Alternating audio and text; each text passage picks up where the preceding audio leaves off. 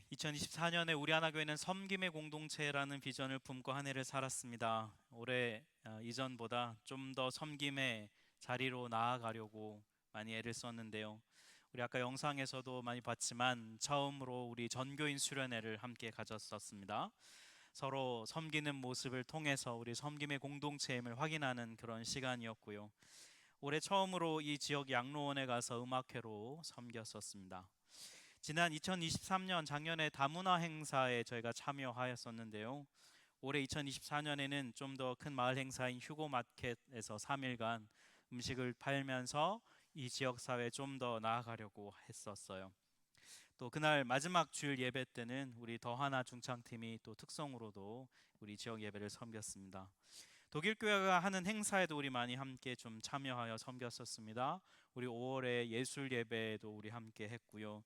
6월에는 개마인드 페스트에도 했고, 지난 10월에는 우리 찬송가 500주년이어서 우리 호산나 중창팀이 섬겼습니다. 12월 초에는 우리 니콜라우스 탁이 있어서 음식 섬김 한다고 해서 우리 섬겼고, 또 3주 전 성탄 콘서트에서 이전보다 더 많은 마을 주민들이 함께 참여하는 그런 은혜가 있었습니다. 섬기고자 2024년 우리가 노력하고 기도하고 애를 쓰는 모든 과정을 통해 하나님께서 우리에게 섬김의 길을 열어주셨습니다. 그런데 우리가 한번 지난 한 해를 좀 돌이켜 생각해 볼 것이 있어요. 우리는 왜 섬겨야 할까요? 한 해를 그렇게 살자 하고 마지막 날인 오늘에 와서 좀 뜬금없는 질문 같지만, 섬기는 게 너무 당연하지만 그럼에도 우리는 왜 섬겨야 할까? 라는 이 질문이 꼭 우리에게 필요합니다. 왜냐하면 너무 당연한 것 같은 질문이지만 이 질문에 끊임없이 질문하고 답을 해가면서 우리는 섬김의 이유와 그리고 목적을 좀 더 깊이 알고 깨달아 갈 수 있기 때문입니다. 오늘 2024년 마지막 날 밤에 올 한 해 우리가 붙잡고 나아갔던 이 섬김에 대한 말씀을 우리 한 번 더 듣고자 합니다. 이 본문 구절은 올해 첫 번째 주일에 함께 나눴던 말씀인데요. 마지막 주의 버전으로 해서 좀 더 다르게 여러분과 좀 나누려고 합니다. 본문 2절 말씀에 보면 너희가 짐을 서로 지라고 본문은 말씀합니다. 바울이 살던 시대에 짐을 지라, 이 말은 별로 듣기 좋은 말이 아니었어요. 왜냐하면 짐을 지라는 것은 종, 즉 노예가 하는 일이었기 때문입니다. 짐을 지라는 말, 강하게 얘기하면 노예가 되라, 이런 뜻이에요. 거부감이 있는 표현이죠. 그런데 바울이 이미 앞선 5장에서 이 부분에 대해서 이미 이렇게 언급하고 있습니다. 5장 13절인데요. 우리 같이 한번 합독하겠습니다. 형제들아, 너희가 자유를 위하여 부르심을 입었으나 그 자유로 육체의 기회를 삼지 말고 오직 사랑으로 서로 종노릇하라. 아멘. 5장에서 바울은 자유함에 대해서 설명을 하고 있는데, 바울은 우리가 예수님 안에 있으면 자유함을 누리게 된다고 말해요. 이유가 뭐냐면 우리의 힘으로 절대로 벗어날 수 없는 죄로부터 우리가 예수님께서 우리를 자유케 해주셨기 때문이에요. 그래서 우리가 자유하게 됐는데, 문제는 그 다음이 더 중요하다는 거예요. 그런 자유가 너한테 주어졌지만 그 자유를 너 자신을 위해서만 사용하지 말라는 거예요. 오히려 너의 주인이신 예수님을 위해서 너의 자유를 사용하라는 것입니다. 어쩔 수 없이 하기 싫은데 억지로 그렇게 하는 게 아니라, 할 수도 있고 안 할 수도 있지만, 그런 자유가 있지만 그런 상태에서 굳이 종으로 섬기는 자유를 선택하라는 것이죠. 제가 왜 꼭 그래야 됩니까? 제가 왜 섬겨야 합니까? 왜 종으로 살아야 됩니까? 라고 질문한다면 바울은 아마 이렇게 대답을 할 거예요. 우리가 예수님을 믿어서 얻게 된 이 자유는 너의 힘으로 얻어낸 것이 아니라는 거예요. 예수님께서 우리에게 선물로 주신 것이기 때문이란 거예요. 하나님의 사랑 때문에 우리가 선물로 얻게 된 자유라는 거예요. 그러니까 우리는 하나님의 사랑의 빚을 진 자유인이라고 바울은 말해요. 그러니까 너가 만약 하나님의 사랑에 빚진 마음이 있다면 그 빚진 마음으로 너도 하나님을 사랑하는 그 마음으로 기꺼이 짐을 지라는 거예요. 기꺼이 종으로 살아가라는 것이죠. 결국 내가 왜 섬겨야 합니까? 우리가 왜 섬겨야 합니까? 라고 질문을 한다면, 오늘 보면 갈라디아서에는 우리에게 이렇게 대답을 할 거예요. 그 이유는 바로 하나님의 사랑 때문이라는 거예요. 너도 그런 사랑을 받지 않았냐?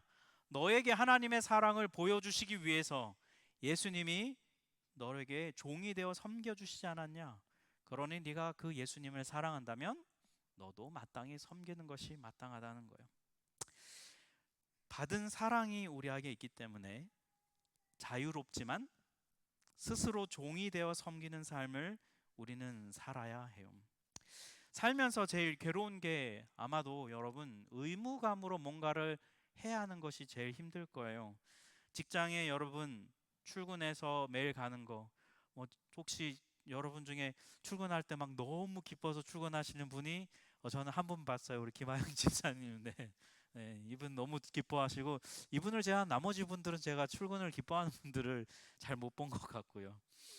아이들을 돌보고 여러분 먹이고 챙기고 하는 거 막 매일 막 너무 기쁨에 막 넘쳐서 우리가 하시는 분이 계실지 모르겠지만 제가 만나본 바로 많지는 않았던 것 같고요.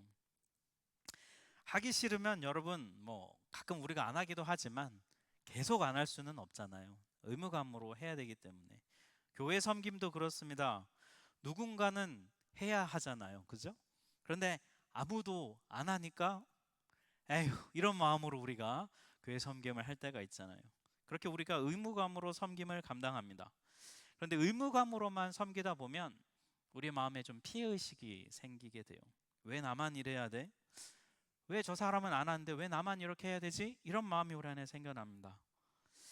책임감이, 나는 왜 이렇게 책임감이 쓸데없이 강할까? 왜 내 눈에는 저런 게 보일까? 막 스스로를 자책하면서 자기 성격을 탓하면서 우리가 그렇게 살잖아요. 의무감으로 섬기는 것도 여러분 사실 너무 귀한 섬김이에요. 하지만 우리의 섬김이 성숙한 섬김이 되려면 의무감보다는 하고 싶은 자유함 속에서 섬길 때 우리는 성숙한 섬김이 될 수 있습니다. 우리가 이런 말이 좀 있지 않습니까? 부모가 되어 보니까 부모의 마음을 알겠다. 자녀로 살 땐 잘 몰랐는데 내가 막상 부모가 되어 보니까, 자식을 키워 보니까 내 부모님이 감당했었을 그 부모로서의 희생과 섬김의 소중함을 내가 해보니까 그제서야 더 알게 된다는 거예요. 부모님이 나에게 베풀어 주신 그 사랑을 그제서야 기억을 하게 됩니다. 그러면 부모로서의 이 섬김과 의무를 감당할 때 힘이 들다가도 그 받았던 사랑을 떠올리면 그것이 힘이 되어서 우리로 하여금 이 섬김의 길을, 이 희생의 길을 계속 가게 하는 것이죠. 여러분, 교회에서도 그렇습니다. 교회에서 아무 섬김도 안 하고 그냥 멤버로만 지내고 여러분 그냥 교회 예배만 왔다 갔다 하면 얼마나 행복해요. 그죠? 제가 그렇게 못하게 하려고 여러분 막 다 부서에 막 밀어 넣잖아요, 여러분. 네. 그런 식으로 행복하면 안 되거든요. 멤버로만 지낼 때는 리더십이 섬기고 애쓰는 거를 잘 모릅니다. 그런데 어느 날 기회가 돼서 내가 그 섬김의 자리에 가고 리더로서 섬기다 보면, 아, 그때 나를 섬겨주었던 그 리더도 이렇게 힘들었을까? 아, 그때 그렇게 힘들었을 텐데 나에게 그렇게 자기 살기도 바쁜데 나를 위해 챙겨주고 기도했을까? 그것이 막 생각이 나요. 그러면 그 사랑이, 받은 사랑이 떠오르면, 내 안에 남아있으면 섬기기 싫다가도 그 마음이 일어나면 또 나도 섬김의 길을 감당하게 될 수 있는 거예요. 우리가 이렇게 섬김의 길을 갈 수 있는 이유는 우리가 하나님으로부터 또 사람으로부터 우리를 섬겨준 그 사랑이 우리 안에 있기 때문이에요. 사랑하는 성도 여러분, 섬김의 삶은요, 결국은 사랑하는 것입니다. 우리가 여러분 뭐가 아쉬워가지고 내 돈 써가며 내 에너지 써가면서 내 시간 써가면서 왜 남을 섬겨야 되겠어요? 알아주지도 않고, 그리고 오히려 더 이기적으로 반응하는 것 같은 그런 사람들을 위해서 우리가 왜 섬겨야 될까? 내가 왜 굳이 이렇게 해야 될까? 그냥 안 섬기고 편하게 살 수도 있는데 내가 왜 이래야 될까? 라는 생각이 들 때, 그때 내가 받은 섬김의 사랑을 하나님은 떠오르게 하실 거예요. 그러면 자연스럽게 알게 됩니다. 아, 이 섬김의 길이 겉으로 보기에는 어려워 보이고 힘든 길이지만, 또 실제로 분명 그런 것이 있지만, 이 길을 가다 보면 내가 받은 사랑이 얼마나 큰 것인지를 오히려 깨닫게 되고, 그리고 그 사랑이 힘이 되어서 나도 섬김을 행할 수 있는, 다른 누군가에게 그걸 알게 할 수 있는 그런 삶이 된다는 것이죠. 사랑하는 성도 여러분, 올 한 해 우리가 섬김의 길을 가려고 했었는데요. 여러분 안에 이 2024년의 마지막 날에 섬김의 상처만 혹시 가득하신가요? 아니면 섬김의 그 과정, 굴곡을 통해서 오히려 여러분 안에 이전보다 더 사랑이 많이 채워져 계신가요? 하나님은 우리를 섬김의 삶으로 끊임없이 초대하세요. 근데 아무것도 막 안 주면서 그러시지 않아요. 절대로.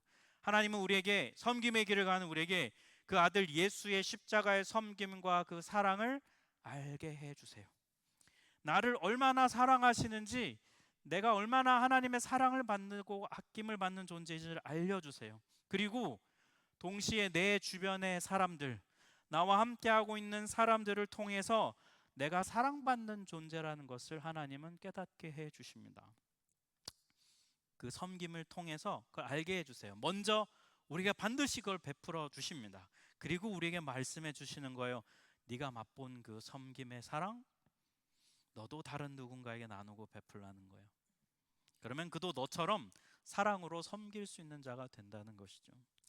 예수님께서 그 십자가에 달리시기 전날 밤에 제자들에게 유언으로 이렇게 남기셨습니다. 요한복음 13장 34절, 우리 같이 한번 합독하겠습니다. 새 계명을 너에게 주노니 서로 사랑하라. 내가 너희를 사랑한 것 같이 너희도 서로 사랑하라. 예수님이 그냥 사랑해라라고 말씀하시지 않았어요. 내가 너희를 얼마나 사랑하는지 알지? 내가 너희를 어떻게 사랑했는지 기억나지? 그렇게 너희도 서로 사랑해라. 하나님은 절대로 우리에게 무리한 요구를 하시지 않습니다. 먼저 우리에게 보여주셨고, 가르쳐 주시고, 맛보게 해주시고, 깨닫게 해주세요. 그리고 그 삶으로 우리를 초대해 주시는 거예요. 한 해 동안 얼마나 섬김의 사람이 되려고 하셨나요? 한 해 동안 얼마나 섬김의 길을 가려고 하셨습니까?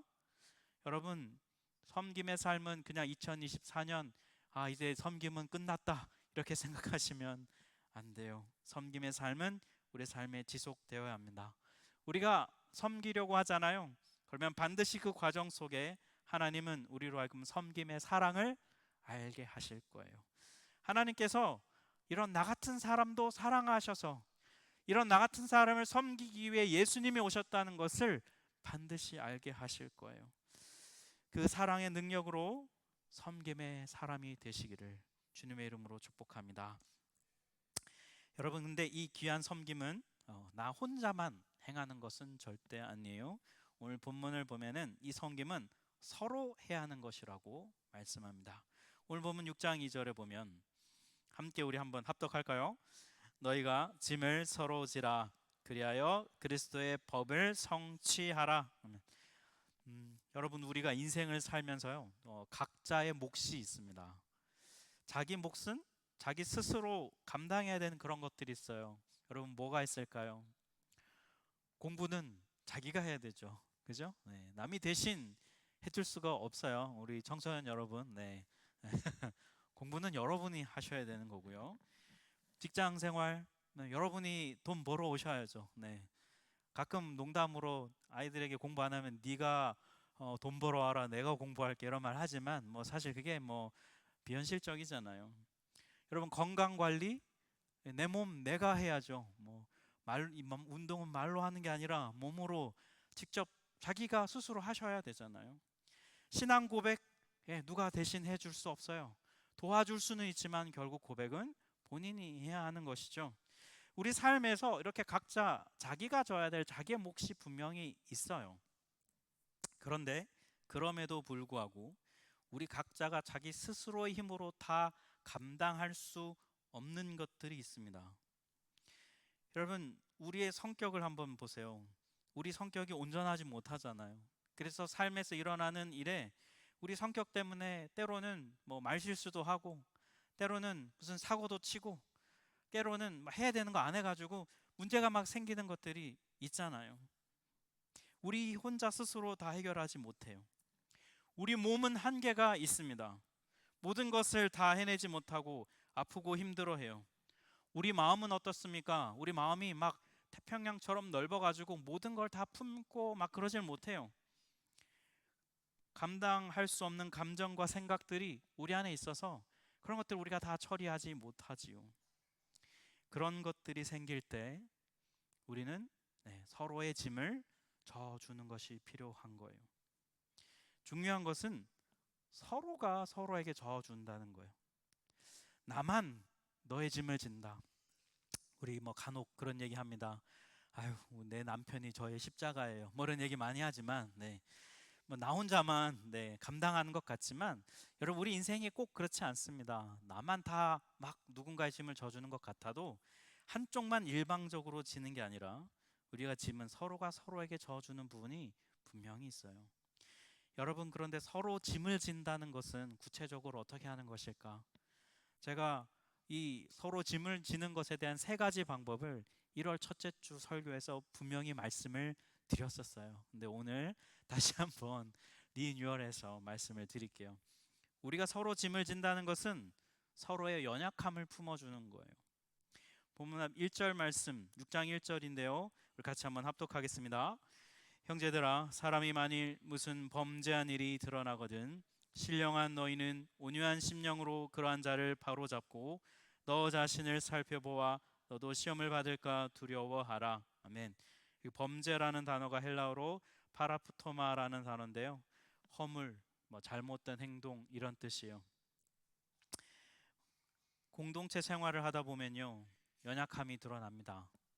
올 한 해 살면서 여러분 연약함을 많이 서로 경험하셨을 거예요. 그럴 때 어떻게 하라는 거예요? 신령한 너희는, 즉 여기 신령하다는 말은 성령의 인도를 받는 너희는 이런 뜻이에요. 온유한 심령으로 서로의 연약함을 바로잡아 주라는 거예요. 온유한 심령으로 이렇게 지적하고 하는 게 아니라 온유한 심령으로 하라는 거예요. 온유한 심령이라는 것은 어떻게 하는 거냐면 상대에 드러난 허물을 보면서 이런 생각을 갖는 거예요. 나도 저 사람처럼 누군가에게 내 허물이 드러나진 않을까? 그러니 저 사람이랑 나랑 별로 별반 다를 바 없지 않을까? 그런 마음으로 상대 허물을 잘 품어주라는 것입니다. 목회자인 저는요, 성도 여러분들이 다 감당하시지 못하는 삶의 무게와 한계 허덕일 때 제가 그 짐을 함께 나누어줘야 합니다. 여러분의 마음 안에 있는 정서적인, 영적인 또 상황의 어려움을 놓고 함께 기도하면서 함께 아파하면서 가야 하겠죠. 성도 여러분 역시 목회자인 저희들과 함께 저희가 다 홀로 감당할 수 없는 짐을 저희가 함께 나눠지면서 공동체와 교회가 하나님의 나라를 세워가는 동역을 저희가 함께 해야지요. 성도와 성도 간에도 마찬가지입니다. 여러분 셀 모임, 부서 사역 이런 거 하다 보면 서로 연약함이 드러납니다. 올 한 해 그런 것들 아마 여러분 분명히 경험하셨을 거예요. 다 말로 안 해서 그렇지. 분명히 경험하셨을 거예요. 작년에도 그러더니 올해도 그러네. 이런 생각들이 분명히 우리 안에 있었을 거예요. 인간적인 한계가 드러납니다. 그런데 그럼에도 불구하고 서로의 연약함을 받아가면서 품어주면서 함께 다독이고 위로하고 독려하는 거, 그게 여러분 서로의 짐을 지는 거예요. 때로는 아유 그래 내가 봐준다, 내가 또 참는다 이런 생각을 할 때가 있을 거예요. 그런데 여러분 정확하게 그 생각을 다른 누군가가 나에게 할 수도 있다는 거예요.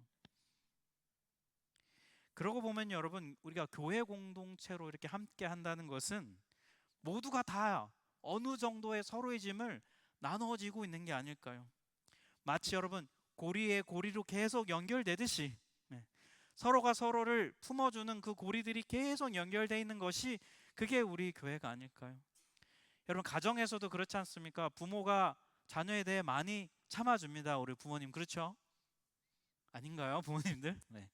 그런데 우리 자녀들도 부모님에 대해 참아주는 게 있어요. 청소년 여러분 그렇죠? 대답이 어느 집 자식들인지 부모님들 잘 들으세요. 그런 게 있거든요, 여러분. 서로가 서로를 다 그렇게 고리로 다 품어주는 거예요. 우리의 허물은 드러날 수밖에 없습니다. 그런데 교회는요, 또 성도의 모임은, 하나님을 믿는 가정은 할 수 있는 한 끝까지 여러분 이 말씀을 따르는 곳이 되어야 해요. 서로의 연약함의 짐, 서로의 인격의 부족함의 짐을 서로 나누어지는 곳이어야 돼요. 그러다 보면 이런 마음이 우리 안에 생기는 거예요.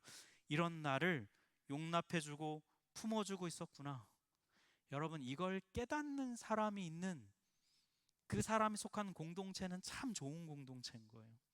가정이 그래야 되고 우리 교회가 그런 교회가 되어야 합니다. 사랑하는 성도 여러분, 우리 그려왔던 것처럼 2025년에는 조금 더, 이전보다 좀 더 우리 하나교회가 이렇게 서로의 연약함의 짐을 나누어지는 공동체가 되기를 바랍니다. 두 번째로 서로의 짐을 진다는 것은 서로의 필요를 돕는 겁니다. 잠언 19장 17절에 보면 가난한 자를 불쌍히 여기는 것은 여호와께 구워드리는 것이니 그의 선행을 그에게 갚아주시리라. 공동체 생활을 하다 보면 서로의 연약함도 보이지만 서로의 필요가 보여요. 아, 이 사람한테 이게 필요하겠구나. 그리고 그 필요를 채워주는 것이 서로의 짐을 져주는 거예요. 아, 이 사람이 지금 되게 마음이 낙심해 있구나. 함께 차 한잔 하면서 이 사람 얘기를 들어줘야 되겠구나. 아, 이 사람이 지금 좀 재정적인 어려움이 있을 수도 있겠구나. 지혜로운 방법으로 어떻게 도울 수 있을까? 아, 이 사람이 지금 이런 어려움이 있는데 함께 같이 해결 방법을 찾도록 도와줘야 되겠구나. 이런 필요들을 함께 하는 거예요. 본래 사람의 필요를 채우는 것은 하나님의 일이에요. 그런데 그 하나님의 일을 우리가 감당한다면 하나님이 나한테 빚지시는 거라는 거예요. 하나님은 그 빚을 꼭 갚아주시는 분이세요. 2024년에 여러분, 우리 하나교회를 통해 여러분 어떤 필요가 채워지셨나요? 2024년에 여러분은 여러분 주변에 있는 지체들의 필요를, 어떤 필요를 여러분 채워주셨습니까? 한번 돌아보십시오. 그리고 이 공동체를 통해 여러분의 필요가 채워졌거들랑 하나님께 감사하세요.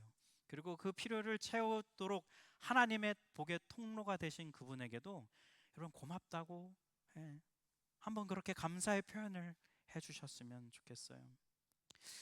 여전히 여러분 우리 성도님들 중에 도움이 필요한 분들이 참 많아요. 일일이 다 말 못하지만 참 많습니다. 사업체 운영에 참 큰 어려움이 있어서 힘들고 남몰래 아파하는 분들이 계시고요. 가정 안에서 부부관계 어려움 때문에 힘들어하는 분들도 계십니다. 여전히 생계 문제와 비자 문제 때문에 씨름하고 자녀의 양육 문제로 남몰래 눈물 흘리며 기도하는 부모님들도 있어요. 건강 이슈도 여전히 지속되고 있습니다. 아마도 여러분 이런 필요들은요 공동체 안에 끝이 없을 거예요. 그런데 우리가 나의 필요가 다 채워졌다고 해서 그냥 2024년 돌아보니 하나님이 나한테 이렇게 채우셨구나 감사합니다 이렇게만 하고 끝낼 것이 아니라 거기에 만족하며 산다면 그건 짐을 나눠지는 삶이 아니에요. 다른 이의 필요를 볼 수 있는 눈이 열려야 합니다. 그리고 내가 도울 수 있는 한 여러분 그냥 막 돕는 게 아니라 지혜롭게 그리고 예의 있게 그를 함께 필요를 돕고자 함께 하는 거예요. 필요를 돕는 것은요 어려움에 있는 그 지체를 살리고 또 우리 함께 살아가 보자. 우리 힘들지만 함께 버텨보자. 함께 인내해보자. 함께 살아내보자라고 함께 살아가자는 초청이에요, 여러분. 우리 하나교회가 2025년에 서로의 필요를 좀 더 채우는 그런 공동체가 되기를 바랍니다. 세 번째로 서로의 짐을 진다는 것은요 서로를 위해 기도하고 중보하는 것입니다. 제가 지난 10월 20일에 로마서 15장 설교를 하면서 중보기도에 대한 말씀을 나누었었어요. 그때 중보기도에 대한 헨리 나우엔이라고 하는 분이 쓰신 글을 한번 인용을 했었습니다. 기억이 나실지 모르겠는데 여러분 이런 내용이었어요. 우리는 다른 사람들을 위해 무엇을 할 수 있을지 잘 모를 때가 많다. 큰 곤경에 처한 이들을 볼 때 특히 그렇다. 서로를 위해 기도해야 한다는 우리의 말은 무력함의 표현이 아니다. 서로를 위해 기도한다는 것은 우리가 한 하나님의 자녀로 서로에게 속해 있음을 인식하는 것이다. 우리가 왜 다른 사람을 위해 기도해야 되는가? 라는 질문에 대한 답이 여기 있어요. 바로 우리가 서로에게 속해 있기 때문에, 서로 고리로 연결되어 있는 공동체이기 때문에 그렇다는 거예요. 그래서 이런 결론에 그때 도달했었습니다. 다른 사람들을 위해 기도한다는 것은 그들을 나의 일부로 삼는다는 뜻이다. 다른 사람들을 위해 기도한다는 것은 그들의 아픔과 고통과 불안과 외로움과 혼돈과 두려움이 내 가장 깊은 내면에 스며들게 한다는 뜻이다. 그러므로 중보기도란 곧 기도하는 대상이 되는 것이다. 이날 이런 내용을 같이 나누고 말씀을 나누었었는데요. 이날 설교에 대한 많은 분들이 피드백을 주셨어요. 이날 설교가 마음에 너무 울림이 많았다. 사실 매주 그렇지만 이날 특별히 그랬던 것 같아요. 네. 근데 제가 그 얘기를 들으면서 좀 이런 마음이 들었어요. 우리 모두가 진짜 다 누군가의 기도를 필요로 하고 있구나. 당신을 위해 기도하고 있습니다. 이 말이 우리에게 진짜 필요한 말이구나. 그리고 진짜 그 기도가 필요하구나. 누군가 나를 위해 기도하고 있구나 라는 이것이 우리에게 참 큰 마음의 힘이 되는구나. 이 사실을 제가 참 많이 알게 됐어요. 사랑하는 여러분, 교회는요, 영적인 우정 관계를 배워가고 그것을 세워가는 곳이에요. 물론 우리 안에 인간적인 친밀함도 있습니다. 여러분, 연말에 분명히 친밀한 분들 집에 불러서 같이 식사 교제도 하시고 많이 하셨을 거라 생각이 돼요. 네, 충분히 그런 것들 누리세요. 하지만 여러분, 그런 건 세상에서도 또 할 수도 있잖아요. 교회 안에서 맺는 성도와 성도의 관계는 인간적인 친밀함을 바탕으로 더 넘어서서요, 영적인 우정으로까지 나아가는 것이 필요해요. 2024년에 여러분을 위해 진실하게 기도해 준 한 사람이 있다면 여러분, 그분이 누구인가요? 여러분은 2024년에 내가 최소한 이 사람을 위해서는 진실하게 중보기도했다고 하는 여러분이 중보기도한 대상은 누구입니까? 내가 그 사람이 되어서 곧 기도하는 대상이 되는 것이라고 했는데, 내가 그 사람이 되어서 그 사람처럼 하나님 앞에 기도했던 그 대상은 여러분 누구입니까? 여러분, 누구와 영적인 우정이 깊어지셨습니까? 누군가의 중보기도로 인해서 여러분에게 응답되는 어떤 은혜가 있었습니까? 2025년에는요, 이런 진실한 영적 우정 관계가 우리 하나교회 안에 더 풍성해지기를 바랍니다. 여러분, 특별히 좀 셀 모임 안에서 이런 일이 일어났으면 해요. 하루아침에 되지는 않을 거예요. 하지만 저는 교회를 세워갈수록, 교회가 시간이 지날수록 저는 이 부분이 참 포기가 되어지지 않아요. 교회가 세상과 다른 거룩한 공동체인 이유는 진실한 중보기도가 살아있는 곳이어야 하기 때문이에요. 2025년에 우리 하나교회가 이런 공동체가 되기를 간절히 바랍니다. 여러분, 이렇게 우리가 서로 이렇게 짐을 나누어지면요, 오늘 말씀에 따르면 그것이 그리스도의 법을 성취하는 것이라고 말씀해요. 그리스도의 법이라고 하는 것은 그게 뭘까?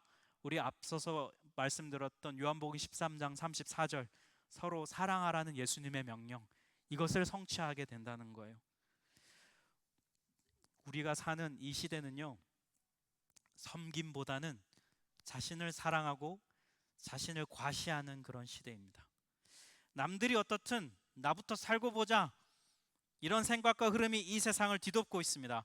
아마 2025년은요 더 그럴지도 모르겠어요. 이런 시대 속에서 우리 하나교회를 세우신 하나님의 뜻을 저는 우리가 함께 감히 헤아려 보기를 원해요.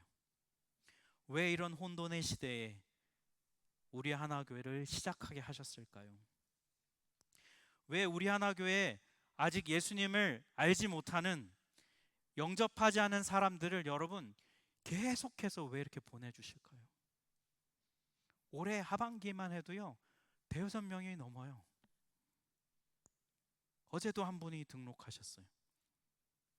왜 우리 하나교회 등록자들을 계속 보내주시고 계속 성장하게 하실까요? 와, 우리 하나교회 사람이 많이 온다. 숫자가 늘어난다. 이제 200명이다. 와, 여러분, 이게 중요한 게 아니에요. 섬기라는 겁니다. 네. 서로의 짐을 나눠지라는 거예요.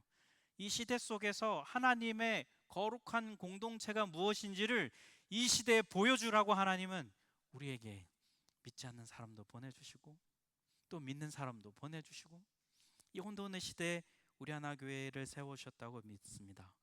이 시대와 달리 너희는 거룩한 내 백성으로 구별되어 살라는 것입니다. 사랑하는 여러분, 거룩한 구별된 성도로서 우리 함께 섬김의 삶을 계속해서 살아갑시다. 그리고 거룩한 공동체로서 서로의 짐을 나누어 지는 것이 무엇인지를 배워가면서 함께 영적인 공동체, 영적 우정을 만들어 갑시다. 그러면 반드시 우리 하나교회는 하나님이 기뻐하시고 이웃이 좋아하는 그런 그리스도인들이 되고 그런 교회가 될 것입니다. 2024년에도 그랬듯 우리 2025년에는 더욱 이런 교회가 되기를 주님의 이름으로 축복합니다. 우리 함께 찬양하도록 하겠습니다. 우리 찬양하면서 결단의 마음을 가지고 함께 찬양합시다.